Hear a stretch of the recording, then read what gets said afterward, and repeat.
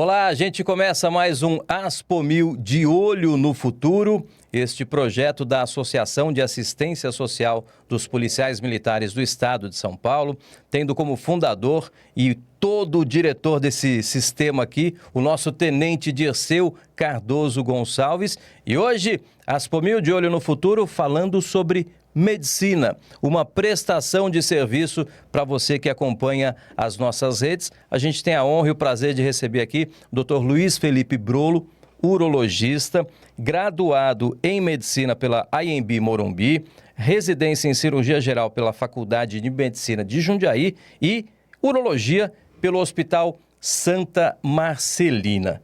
O Dr. Luiz Brolo é um especialista na didática. Você vai prestar atenção, porque a gente vai aprender aqui hoje com o doutor muitas coisas que a gente não imaginava. Você vai se surpreender com o que ele tem a dizer aqui, numa linguagem simples e também quebrando vários mitos, que é muito importante, né? Doutor, obrigado pela tua presença aqui, sempre importante a gente ouvir quem entende do assunto, e o doutor Luiz Brolo é um especialista nisso. Para começar, para quem está acompanhando a gente, é importante saber, o urologista, o que ele faz afinal? Mas fiquei lisonjeado pelo convite, espero poder ajudar no que for necessário, esclarecer o máximo possível aí das afecções da minha especialidade.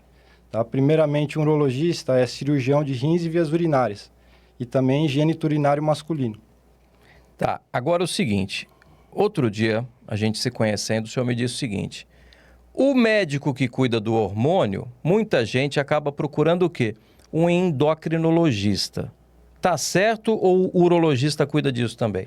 O endocrinologista é o especialista realmente de hormônio, mas em questões de hormônio sexual masculino, teoricamente o especialista é o urologista.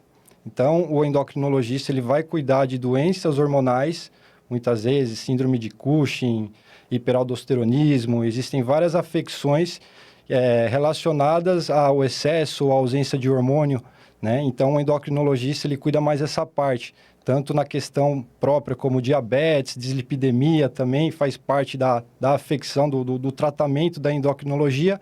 Já o urologista é mais especializado na questão dos hormônios sexuais, especificamente o masculino, né? No caso de reposição hormonal, né? Testosterona seria o urologista. Agora, um problema que afeta muitos homens com o passar dos anos, a idade vai chegando e aí fica aquela dificuldade de urinar. Ou fica um pouquinho mais fraco, ou vai várias vezes durante o dia, durante a noite. Tem gente que não consegue dormir direito, doutor, porque Sim. Tem que acordar várias vezes para ir ao banheiro. Por que acontece isso? Sim, isso daí é super importante. Na realidade, é uma das queixas principais que eu tenho no meu consultório.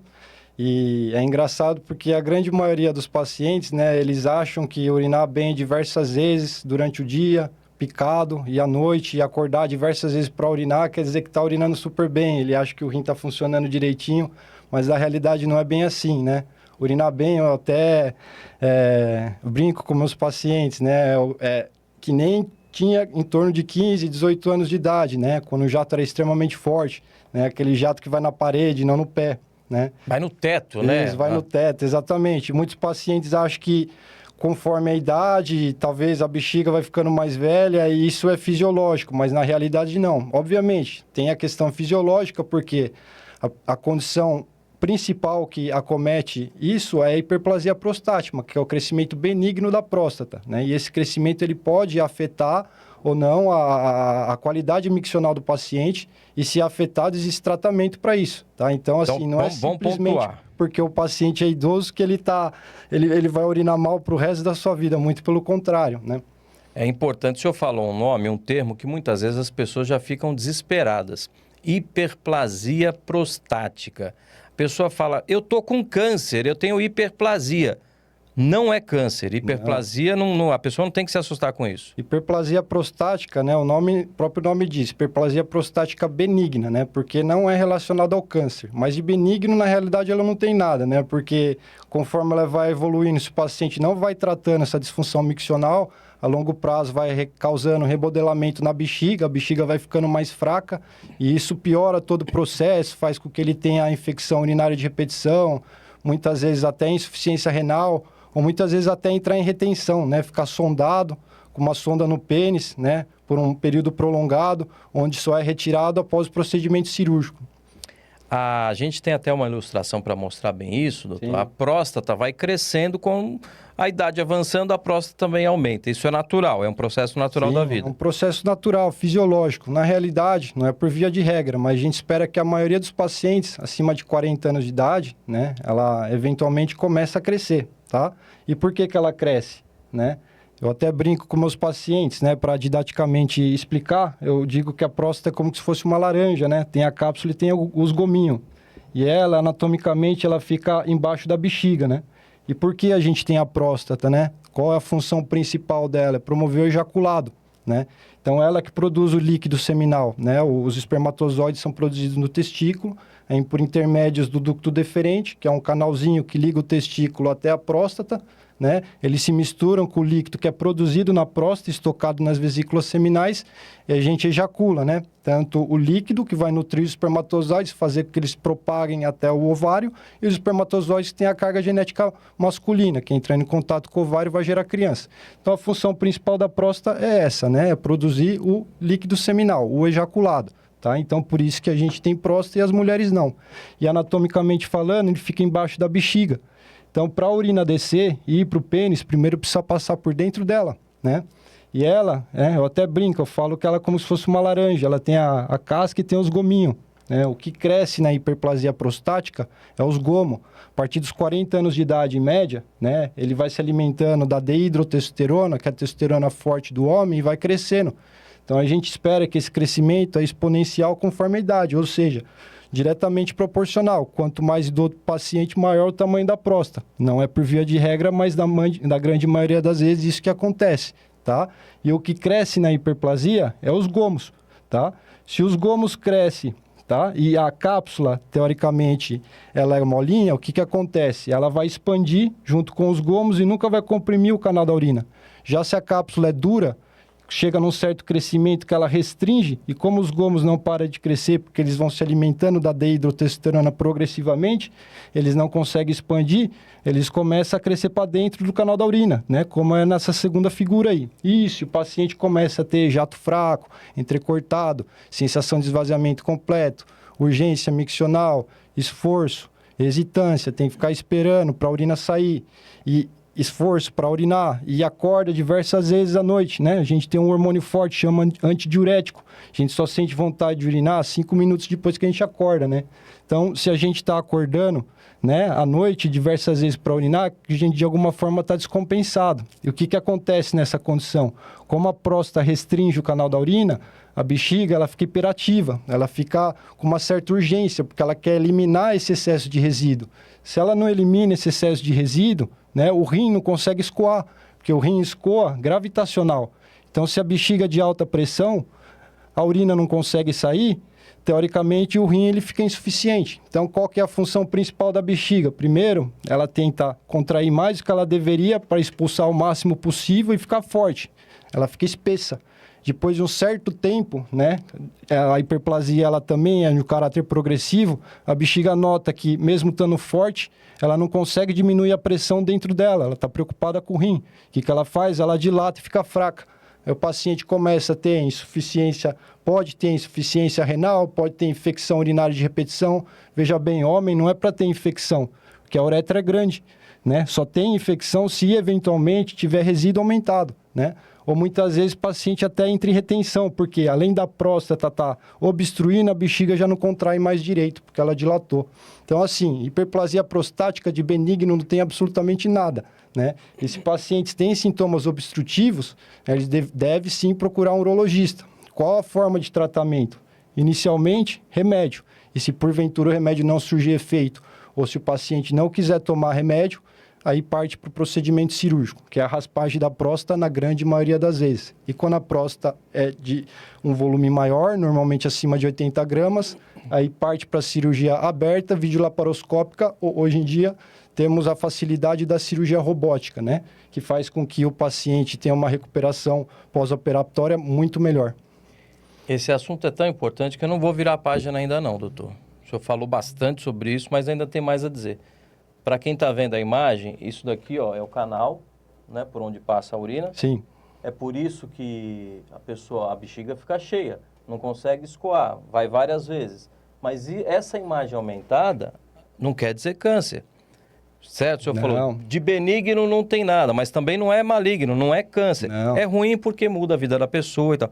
Mas essa imagem que você está vendo agora aí, você pode se assustar, ela está totalmente ali inflamada, o canal da urina está espremido, mas não é câncer isso. Sim, por que eu gosto de falar que a próstata é que nem uma laranja, né? Para poder realmente diferenciar a diferença da hiperplasia do câncer, tá? Porque a hiperplasia é a afecção dos gominhos, né? Já o câncer, ele dá na casca, tá? Então, essa é a diferença de uma para outra. Então, o tamanho não é documento, porque a casca vai simplesmente expandir ou não, né? E se o paciente tem a próstata grande, também não quer dizer que ele precisa tratar, né? Ele tem que tratar se ele tem a próstata grande e dificuldade para urinar. Porque, veja bem, se ele tem a cápsula mole, ela vai expandir e nunca vai comprimir o canal da urina.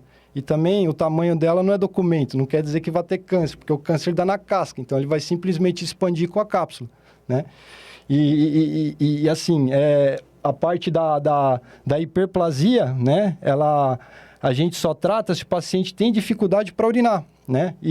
Por que o paciente vai ter dificuldade para urinar? Eu tenho um paciente que tem próstata de 200 gramas, o normal é até 30, que urina super bem. Já paciente com próstata de 40 gramas, que urina super mal. Qual é a condição, né? É a complacência capsular, e isso é fator genético. Então, se na família tem alguém, o seu avô, seu pai, que urina diversas vezes à noite, provavelmente você vai ter algum grau de hiperplasia no futuro e você pode ser que tenha alguns sintomas, porque a complacência capsular está relacionado ao fator familiar. Então, se a casca é dura na família, vai chegar num certo ponto que ela vai comprimir, vai restringir, não vai deixar crescer, aí sim vai obstruir, tá? Agora sim, esclarecida essa parte, mas não acabou, a próstata é muito importante, por isso que o doutor Brolo está aqui. Câncer de próstata, vamos chegar nele. A incidência é muito alta. A gente não vai falar do exame de toque ainda, espera. Porque esse é um dos maiores temores dos homens e sem necessidade, né, doutor? Sem necessidade alguma. Tem muita brincadeira, piadinha e tal, mas é importante demais. Então, espera que você vai ouvir sobre isso também. Primeiro, a incidência do câncer de próstata. A incidência de câncer de próstata, teoricamente, o câncer de próstata é o segundo câncer de maior incidência entre os homens brasileiros. Só perde para o câncer de pele. Ou seja, é muito sério. Isso, existe em torno de, é estimado, né, em 2023 foi estimado em torno de 73 mil novos casos ao ano. Mas também tem o seguinte, a pessoa até chegar nessa fase do câncer de próstata, se tiver, né, é claro, leva tempo também. Quanto mais cedo você descobrir, melhor para tratar. Fala desses intervalos, doutor, até o câncer virar algo realmente preocupante. Então, na realidade, como que funciona o rastreamento de câncer de próstata, né? Primeiro, por que precisa rastrear o câncer de próstata e não esperar os sintomas? Porque a partir do momento que ele dá sintomas, teoricamente, ele já está numa fase mais agressiva, né? Então, o câncer de próstata é uma doença lenta e progressiva, demora em torno de 10, 12 anos para eventualmente começar a dar problema, começar a dar sintomas. E a gente quer pegar esse câncer numa fase extremamente inicial, por quê? Porque a chance de cura é acima de 90% a 95%, feito a cirurgia, né? Existem também outras modalidades, como a radioterapia, que o índice de cura é em torno de 80%, mas é mais exclusivo para aqueles pacientes que não podem fazer procedimento cirúrgico por algum motivo. Teoricamente, o padrão ouro é a cirurgia. Uhum. Então, assim, os pacientes, eles vêm preocupados, né, achando que a dificuldade miccional está relacionada ao câncer de próstata. Não, mas é a hiperplasia prostática. Câncer de próstata pode sim causar dificuldade miccional, mas isso em uma forma mais grave, mais avançada, a longo prazo, né? Quando o paciente, teoricamente, já tem sintomas, dificuldade para urinar, que inicia-se em torno dos 40, 50 anos, não precisa ter medo nenhum. Isso está relacionado à hiperplasia. Procurando um urologista, vai haver melhora desse padrão miccional e, obviamente, pela questão do câncer, independente, precisa procurar urologia para rastreamento, tá? E como é que funciona o rastreamento de câncer de próstata? Veja bem, visto que o câncer de próstata é uma doença, na grande maioria das vezes, assintomática, de um crescimento lento e progressivo, né? O que a Sociedade Brasileira de Urologia e a Sociedade Europeia ela preconiza é que homem negro comece o rastreamento com 45 anos de idade. Por quê? Porque tem mais chance de ter câncer de próstata e quando tem é mais agressivo. Já homem branco começa com 45 anos se tiver histórico familiar E o que a gente considera histórico familiar? Câncer de próstata na família entre os 40 e 60 anos de idade, ou falecimento ou diagnóstico, tá? Se tiver algum tio, avô, seja lá o que for, nessa idade que teve câncer de próstata, aí sim você é considerado fator familiar. Ah, doutor, meu avô teve com 80 anos de idade. Isso não é fator familiar, é entre os 40 e 60 anos de idade. Se você faz parte disso, 45 anos. Caso contrário, homem branco sem fator familiar, a gente começa com 50 anos de idade o rastreamento. E vai ter a qual idade? Obviamente, né? Existem vários conceitos em relação ao câncer de próstata, né? Um deles é a conduta expectante, né? Pelo câncer de próstata, teoricamente, ser um caráter lento e progressivo, se a gente nota que o paciente já é infartado prévio, tem múltiplas comorbidades, às vezes o paciente, mesmo tendo câncer de próstata, a gente acaba nem tratando ele, independente da idade, porque a gente vê que o prognóstico em termos de 10 anos é mais fácil ele falecer da outra doença do que o próprio câncer de próstata. Mas, por via de regra, o rastreamento vai até os 76 anos. Se fez o rastreamento certinho, passou com o urologista, né, entre os 45 e 50 anos até os 76 anos, não achou mais câncer, a chance de falecer de câncer de próstata é menos de 3%. Em outras palavras, se fosse biopsiar todo homem com 80 anos de idade, 80% tem câncer de próstata inicial, né? Menos de 1% aí vai falecer do câncer. Já se a gente vivesse até os 110 anos, 100% ia ter câncer de próstata. Então, câncer de próstata a partir dos 76 anos, se foi pesquisado certinho, não achou, não é mais para pesquisar. Por quê? Teoricamente, a gente considera já uma doença normal do homem, tá? Que ótima notícia, hein? Você ficou aliviado agora com essa informação, né? Mas agora vem um momento de tensão. É difícil rastrear o câncer de próstata. E você pensa assim, caramba, a gente está em 2025. Não tem aquele exame lá chamado PSA, tanta tecnologia, não mostra pra gente se tem o câncer ou não. Ainda precisa o exame de toque? Explica aí, doutor. Só uma ressalva, Hermes, assim, o paciente ele vai ficar aliviado, obviamente, se ele fez o rastreamento certinho. Muitos pacientes vêm em primeira consulta com 75 anos de idade, né, já aliviado, teoricamente, que não tem chance de, eventualmente, ter algum câncer. Obviamente, esses pacientes precisam rastrear para ver se ele já não tem algum câncer já pré-estabelecido de uma forma, vamos dizer, agressiva. E se tiver de uma forma agressiva, mesmo com 75 anos, dependendo da condição, tem indicação terapêutica, né? Eu estou falando realmente aqueles que fizeram certinho o rastreamento dos 50 até os 76 anos. Esse, se não achou câncer até lá, e não precisa mais se preocupar. Tá aí, tá reforçado, Isso. né? Porque é sério mesmo o negócio. E como que funciona o rastreamento? Isso é uma dúvida muito importante, né? O paciente acha que com o avanço da medicina, teoricamente, a ressonância já basta. Ou o PSA. Não, muito pelo contrário, tá? O toque, ele é insubstitutível, tá? Insubstituível, né? O toque, na realidade, 1/3 dos cânceres de próstata é feito diagnóstico pelo toque, tá? Então, se eventualmente, como que funciona o toque, né? A partir dos 45, 55 anos, a partir dos 45, 50 anos, tem que passar com o urologista anualmente, né? E anualmente, ideal que faça o toque, o exame digital da próstata, né? Por que ele é realizado? Lembra que eu falei que o câncer de próstata dá na casca? Então, fazendo o toque, né? Como que a próstata ela fica em cima do reto, a gente consegue sentir 30% da circunferência da casca. Então, se tiver lesão na casca, um nódulo, né, um caroço, eu preciso biopsiar, independente do PSA, em qualquer circunstância, em qualquer idade. Então, o toque normal não precisa fazer anual, mas teoricamente a cada 2 anos é mais do que o necessário. Já se eventualmente o toque estiver normal, aí sim a gente acompanha com o PSA, né? E qual que é a função do PSA? Para que ele serve? Né? Ele é a enzima que liquefaz o ejaculado. Então, quando a gente ejacula, primeiro o ejaculado é viscoso, teoricamente é para grudar no colo do útero, e depois depois de uns 5 minutinhos, ele vai ficando líquido, que é para fazer os espermatozoides propagarem, né? Então, quem faz essa função é a enzima chamada PSA, tá? Então, qualquer estímulo da próstata, né, faz o PSA, teoricamente, aumentar um pouco no sangue e depois ele volta à normalidade, né? O próprio hiperplasia prostática, o crescimento benigno da próstata, a gente considera que aumenta o PSA 1 ponto a cada 10 gramas.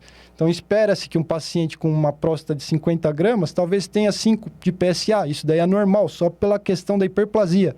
Então, paciente tem dificuldade para urinar, andou de bicicleta, teve relação sexual, qualquer estímulo da próstata faz o quê? Faz com que os ácidos da próstata, as células dêem uma estouradinha, o PSA caia no sangue e a gente dose ele. Então, o PSA, ele não é câncer específico, ele não é marcador tumoral. Ele é simplesmente uma enzima que a gente dosa no sangue e a gente utiliza meio que como lesão prostática, né? Marcador de lesão prostática, ou eventualmente estímulo, né? Então, assim, qual que é a ideia de acompanhar o câncer de próstata com PSA, visto que o PSA não é um marcador tumoral, né? Lembra que eu falei que o câncer ele é lento e progressivo, demora em torno de 10 anos para começar a dar problema? Então, o PSA, se ele tiver ao longo dos anos em uma curva intermitente, que a gente avalia a curva de crescimento do PSA, não precisa fazer absolutamente nada, que isso é o padrão natural. Já se estiver crescendo em escadinha, 0,75 ao ano, esse daí é um dos parâmetros principais que a gente utiliza como biópsia, mesmo o toque estando negativo. Por quê? Porque os outros 70% da próstata a gente não consegue tocar, né? Então, o PSA, ele serve para quê? A gente acompanha ao longo dos anos. Se estiver num crescimento progressivo, aí considera-se biópsia, mesmo o toque estando negativo. Caso em qualquer momento o toque esteja positivo, independente do PSA, o paciente vai para a biópsia. Tá claro isso? Vocês entenderam? Então, não adianta, porque muita gente teima com isso, né? O senhor deve ouvir isso direto lá no consultório. Já fiz o PSA, tá tudo ok. Fiz até a tomografia, tá bonitinho. O senhor vai querer fazer o exame de toque para quê? Então, definitivamente, é importante, tirando as brincadeiras, porque é questão de saúde e de prevenção. Não, é isso, mais doutor? que necessário, é questão de segunda, coisa besta não fazer, é para sua própria saúde. E assim, eventualmente, se tiver alguma afecção prostática, algum câncer de próstata, o risco de impotência, incontinência, após tratamento é maior. Então, assim, tem que tirar esse tabu, a gente tem que se tratar, porque isso daí é mais do que necessário. Ah, doutor, e a ressonância, né? Muitos me perguntam, né? A ressonância não serve para isso, né? Ela não serve para rastreamento de câncer de próstata. Ela simplesmente é um exame que a gente solicita quando o paciente já tem indicação de biópsia. Então, por exemplo, se tiver com um toque alterado ou aumento do PSA progressivo, você já vai fazer a biópsia, a gente solicita essa ressonância. Porque se ela estiver mostrando algum foco sugestivo de câncer, ela vai guiar a biópsia. Caso ela não mostre nenhum foco independente, tem que biopsiar. E se a biópsia vier normal, não veio câncer, o paciente continua tendo que fazer o segmento. E se futuramente ele precisar rebiopsiar, tiver critério de rebiópsia, ou aumento do PSA ou toque alterado, a gente pode fazer uma nova ressonância. Se estiver igual à primeira, exclui ele da biópsia. É para isso que ela serve. Ela pega normalmente câncer de próstata já moderado para grave, que não é idealmente aquele que a gente quer normalmente pegar no rastreamento, né? Que é câncer leve.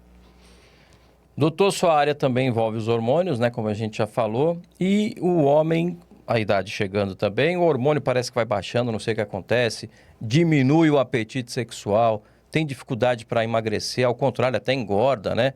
Menos disposição. O que acontece? A testosterona baixa naturalmente? Quando é que tem que repor? O que o senhor diz? Então, isso daí é um tópico bem contraditório, tá? Mas, assim, na realidade, só 20% dos homens, a partir dos 40 anos de idade, vai precisar de algum grau de reposição hormonal, tá? Então, em outras palavras, a grande maioria dos homens, 80%, vai produzir testosterona normal até o final da vida, né? Infelizmente, hoje em dia, na internet, tem muito charlotismo sendo divulgado, né? E, infelizmente, tem pouco combate em relação a isso, mas o hormônio não é brincadeira, tá? Então, o hormônio, a reposição hormonal, a ideia principal é o quê? Tirar aqueles homens que já não estão produzindo no nível adequado fisiológico e colocarem eles no nível fisiológico.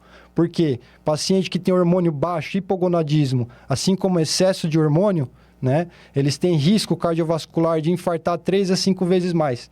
Então, esses pacientes que têm disfunção hormonal realmente, além de melhorar a qualidade sexual, a qualidade física como um todo na reposição, a gente está também ajudando com que ele não infarte ou tenha um derrame, porque quem tem testo baixa tem também 3 a 5 vezes maior risco cardiovascular, né? Tem alguns sinais que o homem pode identificar em casa que está precisando de reposição? Na realidade, a testosterona ela só deveria ser dosada perante sinais. Tá? Então, o paciente ele só tem indicação de dosar a testosterona a partir do momento que ele tem sintomas de hipogonadismo, né? Que seria a baixa produção de testosterona, que é exatamente o quê?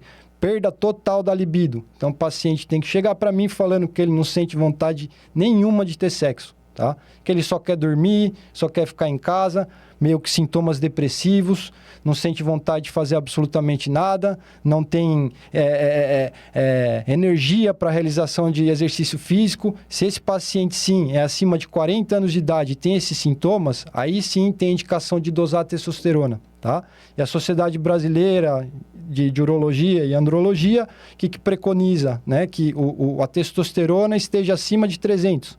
Se ela estiver abaixo de 300, mais pacientes com sintomas, eu doso novamente. E se continuar abaixo de 300, mais paciente com sintomas, esse sim é o paciente que tem a disfunção hormonal masculina, que é só 20% dos homens, né? Diferente das mulheres que 45, 55 anos, entra na menopausa, para de produzir estrógeno e progesterona, né? Já os homens, só 20% deles vão eventualmente ter hipogonadismo, a disfunção hormonal masculina, que é a grande minoria. O que ela afeta na prática a vida do homem, assim, além do senhor já mencionou aí a falta de desejo e tal, por exemplo, acaba engordando mesmo? Tem isso ou não tem nada a ver? Obviamente acaba engordando e a própria gordura por si só, ela é um grande vilão, tá? Porque a gordura, ela inibe também a testosterona em paciente relativamente saudável. Então, assim, às vezes o paciente tem testo baixa, às vezes por excesso de inibição e a gordura por si só, né? Misturando com a testosterona, ela produz estrógeno, né? Teoricamente é um hormônio feminino, e isso pode culminar com ginecomastia. Então, normalmente, paciente com maior obesidade tem um pouco mais de seios, né? Propriamente dito. Isso daí é por causa do hormônio feminino. Mas ele foi gerado por onde? Pela própria testosterona. Doutor, a infertilidade também afeta muitos homens, né? Quais são as principais causas? Por que acontece isso? Então, a infertilidade, na realidade, assim, eu não considero ou o homem ou a mulher que é infértil, né? Na realidade, a gente considera sempre o casal, tá? E para eu considerar que o casal é infértil, ele tem que ter sexo regular, mínimo 3 vezes por semana, tá? Por um período de 1 ano. Se mesmo assim ele não conseguir ter filho, aí sim eu considero o casal infértil, tá? E, teoricamente, o homem passa com o urologista e a mulher passa com o ginecologista. Porque, obviamente, dentro do casal existem algumas porcentagens, teoricamente, que atribuem essa infertilidade ao homem e à mulher. Mas não tem nenhum exame que mostre isso claramente? Você é infértil ou não é? 20% da infertilidade conjugal está associada ao homem, 20% à mulher, 30% ambos têm alguma dificuldade e os outros 30% ambos são normais, mas de alguma forma não conseguem conceber, né? O exame que a gente solicita, né, paciente que já tem diagnóstico de infertilidade conjugal devido à frequência de tentativa e o tempo, né? Isso, obviamente, se a mulher tem menos que 35 anos de idade. Se ela tiver mais que 35 anos, aí esse termo de 1 ano passa a ser 6 meses. Então, a gente considera 6 meses. Por quê? Porque a fertilidade feminina, a idade por si só, já é um grande fator. E acima dos 35 anos, a perda ovariana é exponencial. Então, a gente não espera 1 ano, se em 6 meses não está conseguindo conceber, a gente já considera o casal infértil e já tenta investigar e avaliar algum método para melhorar a condição, ou eventualmente, se vê que está de alguma forma difícil o método natural, já eventualmente indicar o método de fertilização. Tá, mas tem um exame que mostra, então. Tem, e é o espermograma. E muitos pacientes, eles vêm no consultório querendo saber se está fértil, né? E quer que solicite o espermograma, né? Mesmo não tentando ter filho. Então, isso daí é importante, por quê? Porque o espermograma, ele é exatamente uma foto daquele dia, daquele momento, como é que está o ejaculado. Então, a nossa espermatogênese, ou seja, a nossa produção espermática, ela varia conforme o dia. Então, se você não está dormindo direito, não está comendo direito, não está se alimentando direito, está estressado, pulou em banho quente, sauna, qualquer processo oxidativo diário ali, ou fumou, bebeu, isso pode ocasionar e fazer com que a sua espermatogênese não seja tão efetiva naquele dia, né? Ou seja, aquele ejaculado é uma foto exatamente daquele momento, né? Existem vários conceitos. O paciente, ele não precisa, teoricamente, ter um espermograma 100% para, teoricamente, ter filho. Porque só um espermatozoide realmente é necessário fecundar para, eventualmente, ter o filho. Então, se a mulher, teoricamente, é fértil, Às vezes, a fertilidade feminina pode suprir essa ausência de fertilidade masculina e isso não quer dizer que o paciente é infértil, porque gerou o filho. Então, mesmo com o espermograma alterado, isso não quer dizer absolutamente nada. Para eu considerar que o espermograma realmente está alterado, obviamente, a não ser que já na primeira amostra venha azospérmico, né? Ausência de espermatozoide. Teoricamente, eu tenho que aguardar esse tempo e depois dosar o espermograma. Se ele estiver normal, teoricamente o homem já recebe alta da parte dele. Mas se estiver alterado, eu preciso repetir. E se continuar alterado, aí sim eu preciso correr atrás das repercussões. Porque qual que é a ideia? O paciente já está 1 ano tentando, mesmo assim não está conseguindo e me traz 2 espermogramas ruins. Então, eu penso como? Que provavelmente esse espermograma ruim é o basal do paciente. Diferente daquele que nem está tentando ter filho, né? Teoricamente é jovem e vai fazer um espermograma para ver se é fértil ou não. Porque o espermograma não é uma identidade de fertilidade do paciente, muito pelo contrário. A gente utiliza ele, a gente considera ele ruim, se o paciente já tem diagnóstico de infertilidade, com 2 amostras mostrando essa alteração. Né? Aí as alterações pode ser tanto hormonal, quanto fator genético, quanto eventualmente fator exógeno, extrínseco, como a própria presença de varizes no testículo, varicocele, é uma das causas principais de infertilidade. E, obviamente, se o paciente tiver infertilidade mais essas condições, precisa ser tratado, um tratamento multifatorial, né, para eventualmente tentar melhorar a qualidade de concentração espermática para poder tentar conceber de método natural. O que os dados mostram, doutor? Normalmente tem tratamento, porque a gente sabe que esse é um drama, às vezes, de muitos casais. Como o senhor explicou, a pessoa às vezes nem tenta direito, já acha que não tem condições, nem procura médico. Tem tratamento eficaz? Claro, tem tratamento eficaz, mas cada caso é um caso, né? Então, assim, precisa ser tudo muito bem analisado, né? Cada casal precisa especificamente ser muito bem analisado para poder dar a melhor terapêutica, né? Muitos pacientes acham o quê? Isso é importante também. Acham que a partir do momento que ejaculam, os espermatozoides, né, eles têm um certo tempo ali, 1, 2 horas, não conseguiam entrar no ovário, todos morrem e acabou a brincadeira. Mas não é bem assim, né? Depois que ejacula, normalmente o espermatozoide ele fica em torno de 3 a 5 dias vivo dentro do útero, tentando fecundar. Então, assim, qual que é a ideia de ter sexo regular? Às vezes o paciente não tem um espermograma tão bom, mas se são múltiplas ejaculações, isso vai aumentando gradativamente a concentração interna e isso aumenta ainda mais a chance de ter filho, né? Muitos ficam falando sobre o método tabelinha, mas assim, o ideal mesmo é sexo regular mínimo 3 vezes por semana. Por 1 ano, não conseguiu, aí o espermograma tem indicação e se estiver alterado em 2 ocasiões, precisa de tratamento. Tá aí a dica, hein? Só que muita gente não consegue, principalmente o homem, claro, por conta da disfunção erétil. A impotência, né, doutor? Popularmente falando. Tem a ejaculação precoce também. São problemas que acabam afetando os homens. Essa incidência é muito alta também. Tem fatores psicológicos aí. O que o senhor diz? Opa, impotência também é algo comum no dia a dia do consultório do urologista, né? E tem total tratamento, tá? Então, a impotência, o que realmente acontece, tá? Então, assim, antes de eu falar sobre impotência, é importante que a gente, resumidamente, fale sobre como que funciona o mecanismo da ereção, né? Então, para a gente ter uma ereção satisfatória, a primeira coisa que precisa acontecer, a gente precisa ter estímulo erótico, né? Então, sem um estímulo erótico, a gente não vai ter ereção, né? Então, se você está cansado, você nota que a mulher está cansada, se a mulher está cansada, você está estressado com o trabalho, seja lá o que for, né? Você não está no ato sexual, você não está sendo erotizado adequadamente, né? Você não vai ter uma ereção satisfatória. Por quê? Para iniciar o estímulo sexual, você precisa estar erotizado, tá? Segunda parte, e essa é uma das principais, né? Para o impulso sair do cérebro e ir para o pênis, precisa utilizar a via parasimpática, né? Ele vai via coluna, utilizando a via parasimpática. Tá? Qual que é a via parasimpática? Né? Existem 3 na realidade, autônoma, simpática e parasimpática. Né? A simpática é do relaxamento. Então, do mesmo jeito que a gente não consegue urinar tenso, a gente está urinando, toma um susto, a gente para de urinar, mesmo jeito que a gente consegue digerir comida, né? Tenso, né? Já está tendo digestão ali, a gente começa a correr, pode ser que vomite, mesma coisa, né? Durante a ereção, né? A gente precisa estar com o parasimpático ativado, e para estar com o parasimpático ativado, a gente precisa estar relaxado, não o simpático, né? Se a gente tiver com medo de eventualmente ter disfunção erétil, dificuldade de ereção, ou já teve algum trauma no passado e está com medo que isso se repita, isso faz exatamente com que a gente ative o sistema simpático, né? Que é da fuga ou do fight, né? Ou da briga, né? Ou seja, da tensão.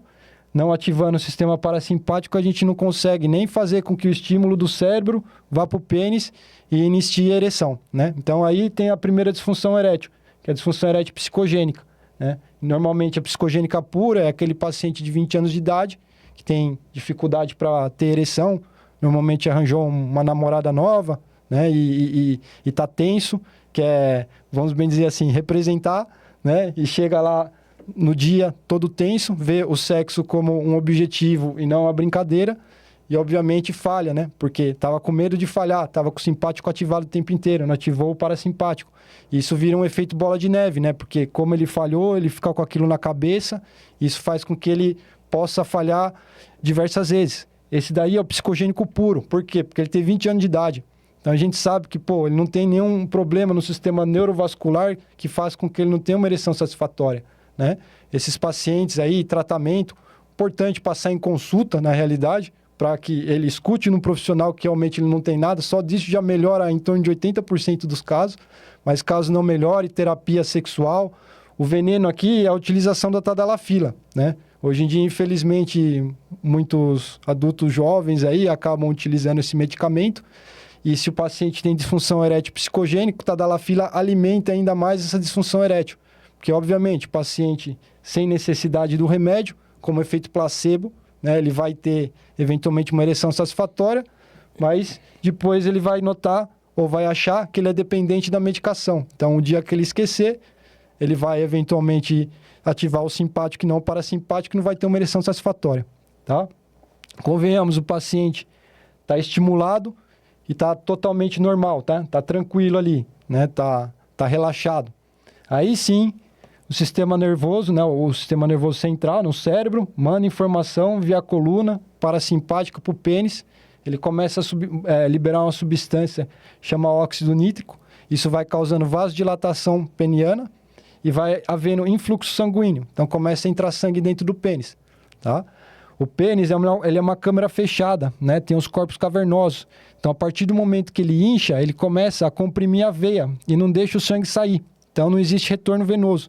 Até que chega num certo ponto que entrou tanto sangue que não entra mais. Ou seja, a gente fica ereto, tá?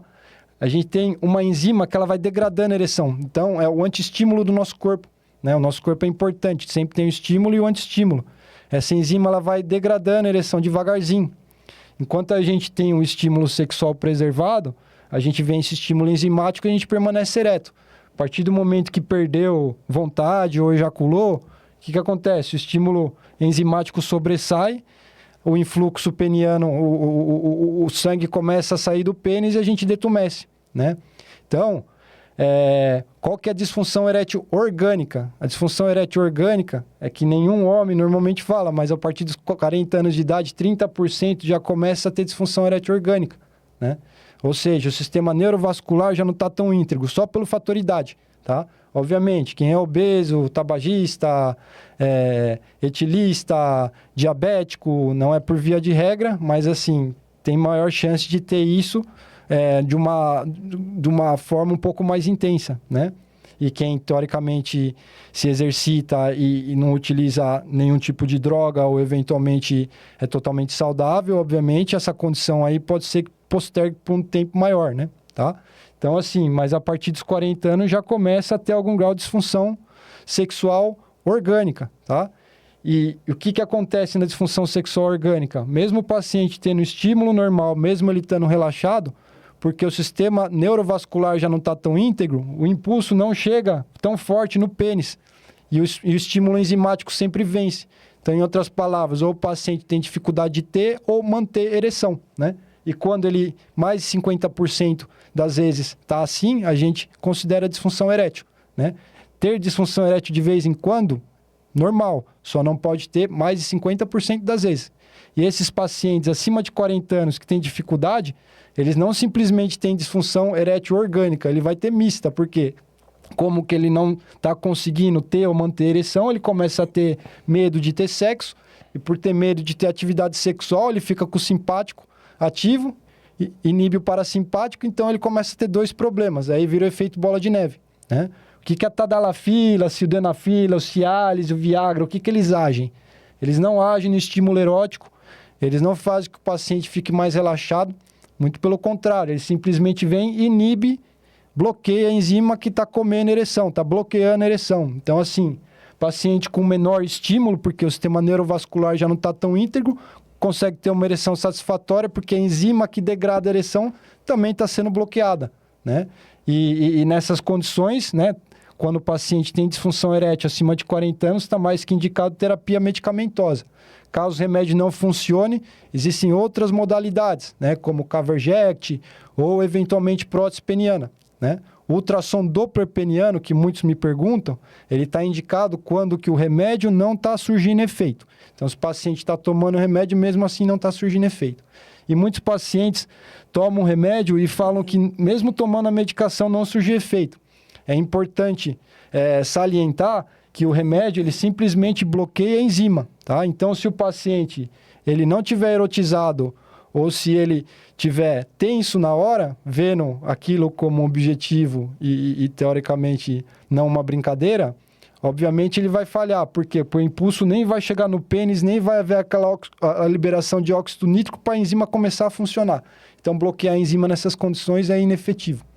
Doutor, e os casos que a gente já viu relatados aí de pessoas que tomaram, acho que principalmente o Viagra, e acabaram tendo um problema no coração, morrendo até de infarto, com o tadalafila acontece também? Explica isso. O Viagra, na realidade, né, é um produto que foi descoberto por acaso, né? Na realidade, ele é um vasodilatador pulmonar, né? Então, um paciente que tem insuficiência cardíaca, né, dando essa medicação e dilatando a artéria pulmonar e a veia pulmonar, eventualmente você consegue diminuir a pré-carga cardíaca e fazer com que alivie ele dos sintomas de insuficiência cardíaca, né?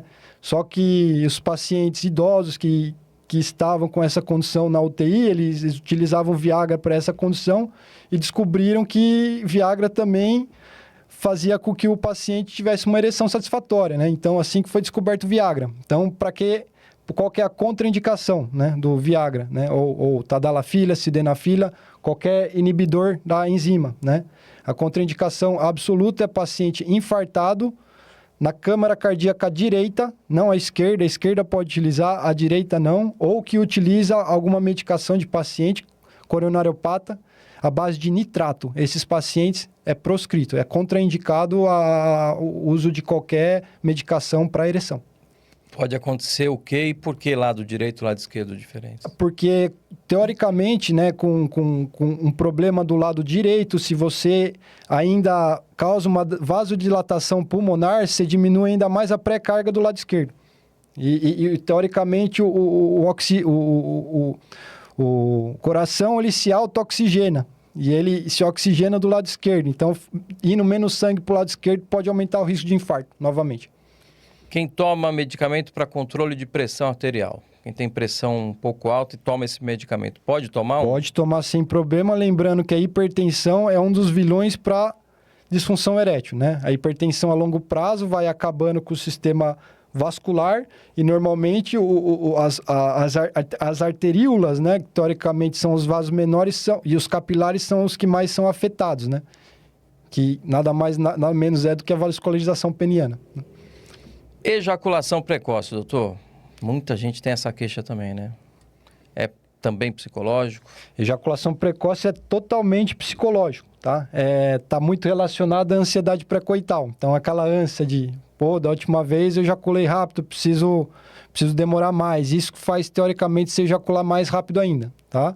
Mas a ejaculação precoce, a gente considera uma doença a partir do momento que esteja causando insatisfação aos pacientes. Então, veja bem, se o paciente ejacula precoce, 2 minutos, está satisfeito com o padrão sexual, não preciso mexer. Eu só vou mexer se ele estiver insatisfeito com o padrão sexual, né? E a ejaculação precoce, a raiz do problema é a ansiedade pré-coital, aquela ânsia de ejacular, de demorar mais para ejacular. O corpo ele entende errado, ele fala, já que ele está desse jeito ansioso, eu já sei como vou fazer para resolver. Então, ele joga contra você. Então, assim, isso daí também tem tratamento, terapia medicamentosa, paroxetina ou prozóia. A paroxetina, por exemplo, até em ejaculação precoce grave, tem um risco de eficácia em torno de 85%.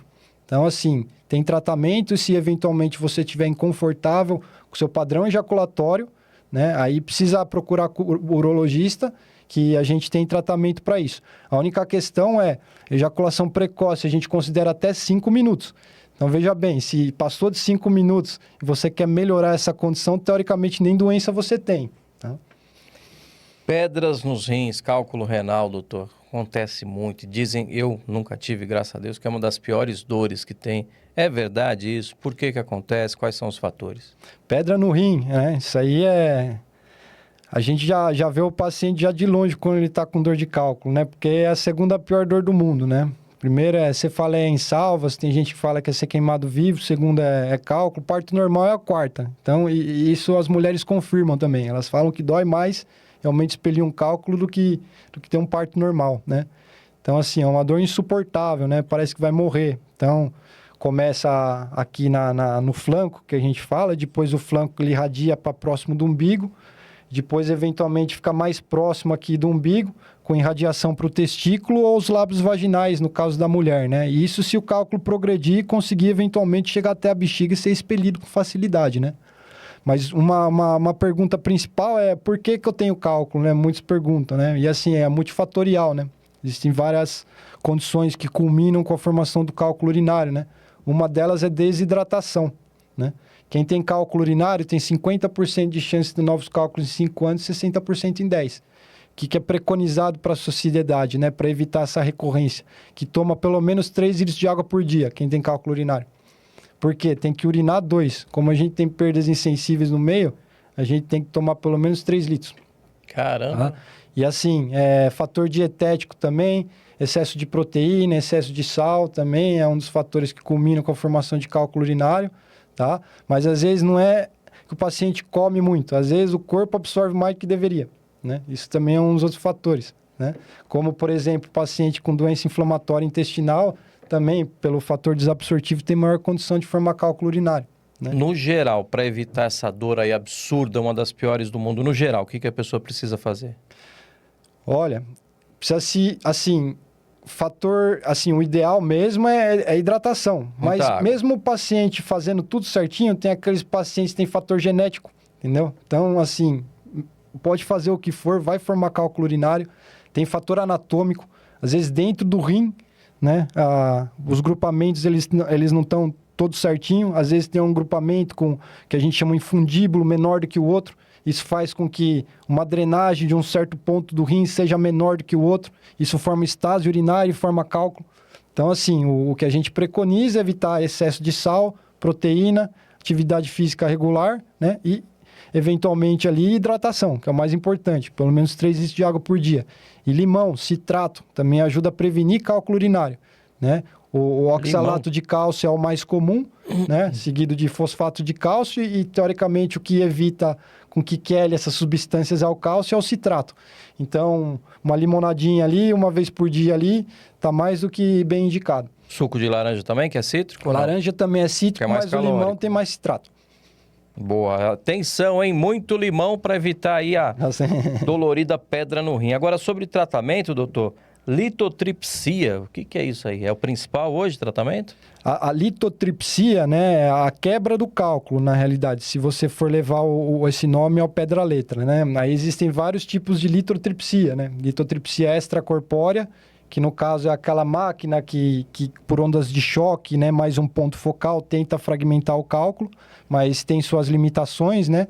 A distância entre a pele e o cálculo precisa ser menor que 10 centímetros, cálculo teoricamente ideal ser menor que 1 centímetro, né? E ter uma densidade menor que 1000 unidades Hounsfield, então não é para todo cálculo que se realiza.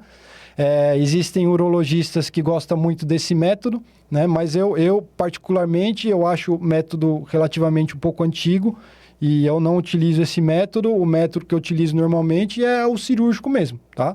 E o cirúrgico é minimamente invasivo, o paciente vai embora no mesmo dia, praticamente, ou no outro dia. Risco de cálculo residual é praticamente nulo, né? Assim, dependendo do caso, obviamente, mas a grande maioria das vezes é resolutivo, em menos de 24 horas o paciente não tem um cálculo. Se ele vai fazer por ondas de choque, ele vai fragmentar o cálculo e depois vai expelir esses cálculos fragmentados. Então, assim, pode ser que facilite a descida, mas não isenta eles de dor, né? Como é que se formam essas pedras? São pedras mesmo, né, doutor? Tipo, porque elas ficam duras, né? E como é que se formam isso? Então, o que a gente fala, né? O excesso de soluto e a ausência de solvente, né? Teoricamente... Explica melhor isso. Qualquer questão da física, né? Se a gente fosse eventualmente pegar esse jarro de água e ficar colocando sal nele, vai chegar num certo ponto, né? Que ele vai parar de diluir, ele vai começar a precipitar, né? Então, por quê? Porque tem mais soluto do que o próprio solvente, né? Então, assim, a longo prazo, né? Eles vão se precipitar e vai formar sais. E esses sais, eles podem se conglomerar e eventualmente formar cálculo. Então, é basicamente esse o conceito. Então, se o paciente, né, o rim, qual que é a função dele? É filtrar o sangue. Então, tudo que é toxina do sangue vai para o rim. Tá? Então, a partir do momento que você não tem água dentro do rim para diluir essa toxina ela pode eventualmente conglomerar e formar o cálculo, né? Então, esse é o conceito. Ele é basicamente de sal ou não? Normalmente, o mais comum é o oxalato de cálcio. Então, o mais comum é cálcio.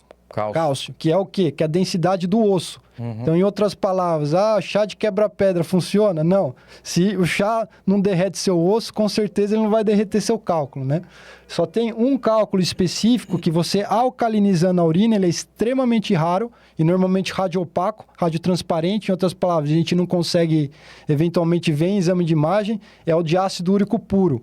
Esse sim, alcalizando a urina, teoricamente, a gente consegue fazer com que ele dissolva. Qualquer de cálcio que seja, que é acima de 90% das condições, não quebra. E onde é a região, a localização pior, assim, para o senhor, no caso, para poder extrair num caso extremo? A mais difícil, a mais dolorosa, tem isso? A mais dolorosa, né, obviamente, é quando o cálculo ele desce, né? Então, esse trajeto ureteral, ele tem em torno de 5 a 8 milímetros de espessura, né? Então, um cálculo relativamente pequeno, de 5 milímetros, ele descendo no canalzinho, ele vai gerar aquela dor insuportável. Quando o cálculo é pequeno, né, ele vai nadar dentro do rim, então dificilmente ele causa dor no rim. Ele vai causar dor no rim a não ser que seja um cálculo grande no rim, porque ele vai obstruir os canais e essa obstrução segmentar pode promover dilatação segmentar e as fibras, né, do rim sendo dilatada, é ela que vai promover dor. Então, assim, teoricamente, existem vários métodos para a extração do cálculo, né? Quando que o cálculo está no ureter distal até o ureter médio, a gente opta pela cirurgia da ureterolitotripsia rígida. Em outras palavras, entra com o aparelho pela bexiga, sobe até o cálculo com o aparelho rígido, de ponta rígida, e quebra esse cálculo, né, com uma fibra laser. Pulveriza ele e tira os pequenos pedaços com uma outra... um outro aparelho, isso, que chama extrator de cálculo Dorner, né? Que é como se ele fosse um basket, como se fosse uma redinha, isso, segura. E puxa os cálculos residuais. Já se o cálculo está nessa posição aqui no superior, se eu entrar com um aparelho rígido, né? Porque como ele vai jogando água, pode ser que a hora que eu chego aqui, o cálculo ele volte para o rim. Isso chama pushback. Então, daqui para cima, ou cálculos renais, a gente opta pela cirurgia da ureterolitotripsia flexível. Aí tem um aparelho que ele funciona como um joystick, então eu consigo pegar os cálculos no superior e pegar os cálculos renais também. Só que esse ureterolitotripsia flexível está indicado para cálculos renais até 2 centímetros, tá? Assim, dependendo da expertise do cirurgião, dá para fazer cálculos maiores, obviamente. Mas por via de regra na literatura, até 2 centímetros. Passou disso, né, cálculos mais complexos, acima de 2 centímetros, tem paciente que tem cálculo coraliforme completo, como, por exemplo, esse daqui, ó. E todo o grupamento está ocupado por cálculo, né? Esses pacientes, ou cálculo acima de 2 centímetros, está indicado uma outra cirurgia, que chama nefrolitotripsia percutânea. Aí, essa cirurgia, ela consiste no quê? Em abordar pelas costas, dilatar o rim pelas costas e entrar com uma câmera pelas costas de um calibre maior que a gente usa um litotridor ultrassônico, né? Que é como que se fosse aquele aparelhinho do dentista, para fragmentar totalmente o cálculo e deixar ele limpo. O senhor já fez todas essas aí que o senhor citou? Todas. Eu adoro operar cálculo urinário. Adoro operar cálculo. Que maravilha, gente. Sim, Quando o profissional gosta do que faz, a chance de ter sucesso é maior, né? Ô, doutor, o senhor é um médico jovem, mas pela experiência que o senhor já disse aí, qual foi o maior cálculo que o senhor já se deparou? Os cálculos coraliformes completos, né? Assim, a percutânea eu fazia normalmente uma vez por semana. Eu fiz por aproximadamente 3, 4 anos, eu fiz percutânea uma vez por semana, porque eu trabalhava em uma equipe na qual eu fui contratado exatamente para fazer esse procedimento, tá? Então, toda quinta-feira eu ia lá e fazia esse procedimento. Teve algum fora do normal, assim, o que o senhor lembra ou não? Tudo dentro do padrão? A percutânea, né, a gente avalia o nível de complexidade, tem um score que chama H-score, e ele vai falando para mim de complexidade de 1 a 4. O 4, teoricamente, é o coraliforme completo, né, que pega todo o rim. Então, é um cálculo que, teoricamente, ele acomete todo o rim. Então, não tem nenhum espacinho ali pro xixi. Todo o rim está acometido por cálculo. Esses pacientes têm que fazer percutânea e, muitas vezes, normalmente 2 sessões. Não só em uma sessão consegue eliminar. Tem que, pelo menos, abordar o paciente aí 2 vezes para deixá-lo stone free. Em outras palavras, sem cálculo, né? Não. Mas assim, em nível de complexidade, o H-score 4, né, que é o coraliforme completo. Mas não é que isso é raro, na realidade, isso aí é frequente. Acontece, e normalmente acontece em quem? Em mulheres com infecção urinária de repetição. Porque um cálculo para ficar desse tamanho aí não é desidratação, não, é uma bactéria. Existem várias bactérias, mas a principal é a Proteus, e ela, teoricamente, o substrato dela promove a formação desses cálculos, que são volumosos, mas teoricamente eles são moles. E pela literatura médica, doutor, qual que é o mais fácil de o organismo expelir sozinho, sem precisar de cirurgia? Tem isso? Microcálculo, a gente considera até 5 milímetros. E quando o paciente tem microcálculo, a chance de expelir sozinho é em torno de 90%. Isso em qualquer região? No canal também? Qualquer região, né? Na realidade, quando que o cálculo está mais próximo da bexiga, ele tem maior chance de ser expelido, né? Mas assim, é mais pelo tamanho. Só que o tamanho, muitas vezes, não é documento. Por quê? Porque tem que considerar também a morfologia. Como que ele é? Muitas vezes ele não é uma bolinha. Na grande maioria das vezes ele é uma espícula, ele é uma estrela. E o que acontece? Ele vai descendo, não é que ele desce liso. Ele desce engastalhando. E o problema principal é, às vezes, ele engastalha, machuca o ureter, e o que o ureter faz? Como ele está machucado? Causa edema, inchaço. Então, além do cálculo machucar lá, ele incha e diminui ainda o trajeto, diminui a luz. Então, faz com que ele permaneça lá, entendeu? Perfeito. Bom, você já sabe, doutor Luiz Felipe Brolo, especialista e gosta de tirar cálculos renais. Se você tem algum problema ou alguém na família, já sabe, ele vai fazer com excelência. E doutor, uma aula aqui que o senhor deu agora pra gente, muito obrigado. O tempo passa muito rápido. A gente agradece pelos seus esclarecimentos e quebrando muitos mitos também, né? Porque é importante, o urologista, claro, na vida do homem, principalmente, né? Tem essa função tão importante e muitos correm, né, doutor? Muitos homens correm do urologista, às vezes esperam tempo demais e acaba ficando tarde. Eu queria que o senhor, para encerrar, deixasse essa mensagem para quem ainda tenha resistência em enfrentar um médico e se deparar com os problemas da vida, né? Eu acho que assim, não existe o porquê ter resistência, né? É a saúde em primeiro lugar. A partir do momento que a gente perde a saúde, teoricamente a gente perde a vida, né? Então não tem porquê a gente deixar de fazer um exame tão simples para o seu bem maior que a sua saúde. E não só exame, né, doutor? Procurar sempre, com frequência, né? Não precisa ser todo mês, é claro, mas a cada 6 meses, 1 ano, procurar um urologista, dependendo da idade. Com certeza. Obviamente, né? Pacientes mais jovens, se tiver algum problema, doença sexual, seja lá o que for, precisa passar com o urologista, cálculo renal. Já homem, 45, 55 anos, é mandatório que passe com o urologista, no mínimo até os 76 anos, para rastreamento de câncer de próstata. Maravilha. Doutor Luiz Felipe Brolo, urologista, foi uma grande honra receber o senhor aqui no Aspomil, de olho no futuro. Muito obrigado. Prazer é todo meu. Fico à disposição. Este é o Aspomil, de olho no futuro. A gente volta logo mais. Até lá.